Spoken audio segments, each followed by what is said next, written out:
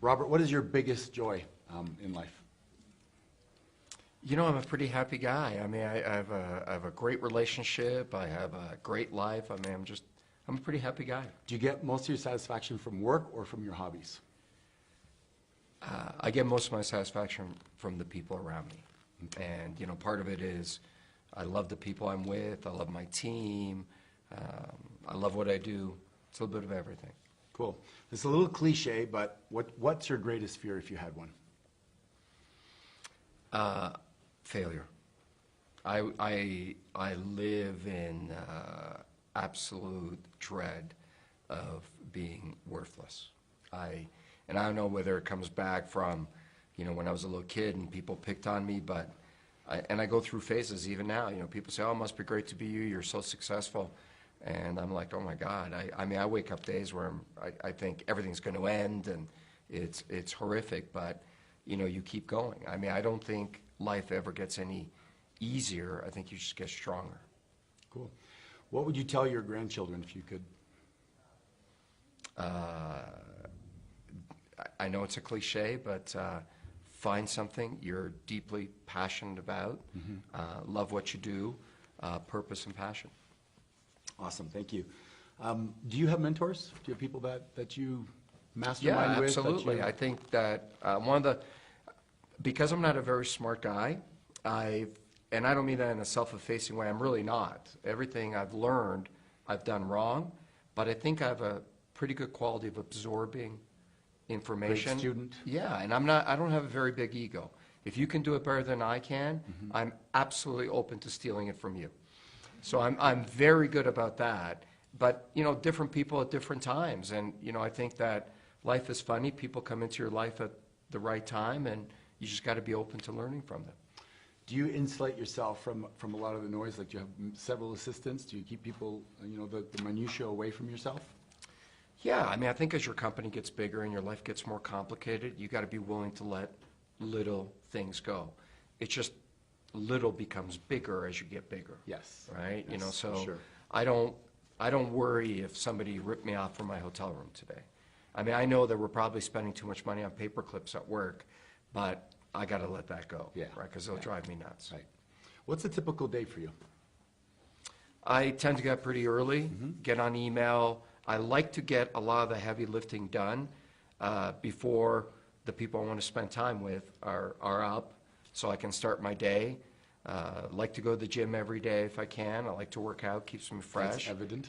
Yeah, and then I just try to communicate with people. You know, it's like there's 25 things I try to do every day, and sure enough, by 9 o'clock in the morning, 23 of them don't matter anymore. Right. But it's those two absolutely urgent ones that got to get done, because you got to keep the ball moving forward. Most people have a hard time. They live in inertia. They do busy work, but the ball never moves forward. Right. And I find that nobody measures or cares how busy you are. It's what you accomplish. Yeah, yeah, for sure. Results. What would you like to be remembered for? No one's going to remember me. Like, I don't think that way. I think that I try to bring joy to the people that I love and that love me, and I just, you know, I want to touch as many people positively as I can, and I don't want to get to a point where then people remember me. I want to live like that now. So you say you're a happy guy. Do you think you were born that way, or have you cultivated that? Yeah, I think I've cultivated it. I think I've really tried to, you know, I've learned that life can throw a lot of bad stuff at you, and you've got a choice. You either absorb it and it makes you bitter, or you fundamentally believe that tomorrow will be better. I like to believe in the future. Nice. And as you associate with a lot of people, you meet a lot of successful people, celebrities, things like that, do you end up becoming friends with them and masterminding, doing businesses with them, or are you so absorbed in your one big business that you say you have? No, I don't have a lot of friends I do business with. I think that, you know, they're friends because they're friends. I'm very focused on one business. I've never had that quality where I can invest in a lot of different things. And even if I go into a different business, I try to look at the fundamentals and why it's working. Right. So I like businesses that are ripe for change and can benefit from automation, and certain disciplines. We're looking at a business right now. It's got nothing to do with tech, but it's very old, it's very archaic, and it needs disruption. So I like to disrupt things. Yes, I can Yeah. see that. So you're a young entrepreneur today. You're 25, you're 30 years old. You're looking at the Oh, I world. thought you were saying I was young. I was feeling so good about myself for a moment. Damn it. All right. All right. And you're looking at the world. You're tempted by the get quick, Airbnb kind of big picture, the dream, right? Sit in your basement and create something. What kind of advice do you have for people like that? Well, I think the first advice I always tell people is you got to look at your personal situation. Rule number one is you got to pay the bills. Yep. If you can't pay the bills, you lose the right to do what you love. I mean, it just is. I mean, I know it sounds very romantic and very dramatic that you can sit in your basement and work at something for 7 years and pursue this deep passion, but rule number one is you got to pay the bills. You got to pay the mortgage. You got to take care of the people you love. And if you're doing something that isn't paying the bills by a certain time, you got to get out of it. You lose the right to pursue your passion if you can't pay the bills. It's just the way life is. You know, I have a saying on the show that we used, a goal without a timeline is just a dream, right? And so that's how I grew up. I mean, my parents always instilled that in me. Second thing, though, is build something that gives you a leverage point.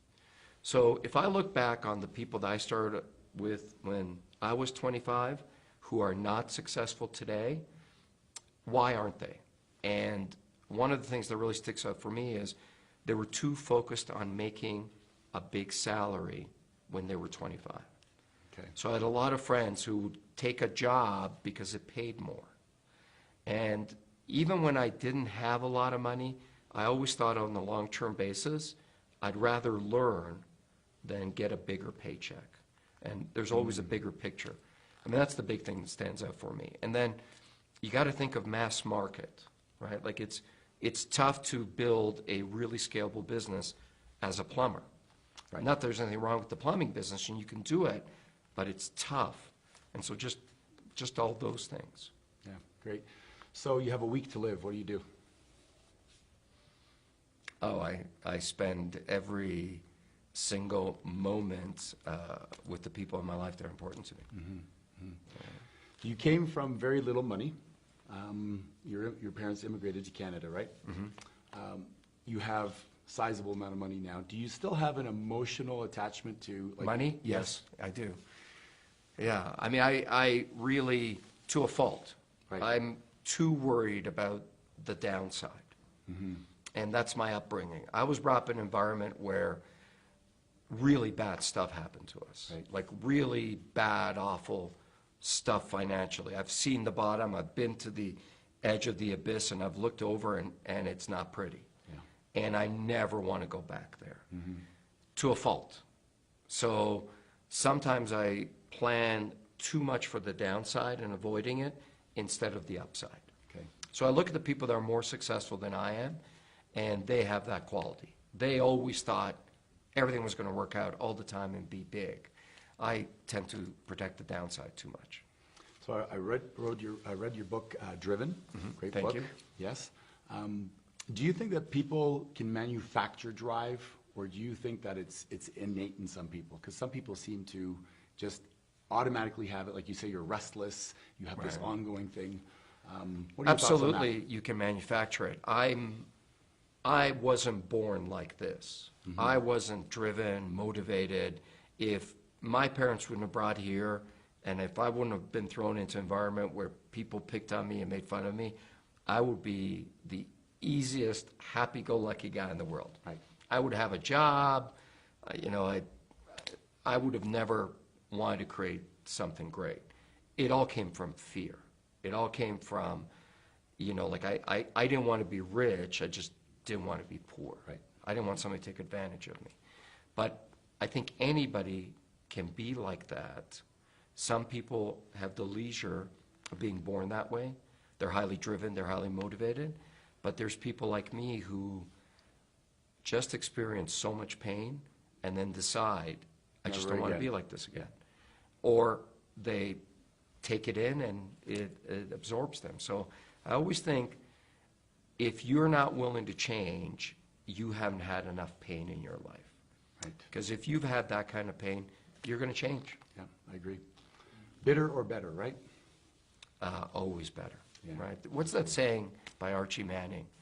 I did a speech with Archie Manning, Peyton's dad, Oh, and yeah, yeah. Eli's dad, and he had a great saying. He said, you know, adversity is always going to happen to you in life. It's not a matter of if, it's a matter of when. Right. And the only decision you have to make is, will you be bitter or will you be better? Yeah. And I love that.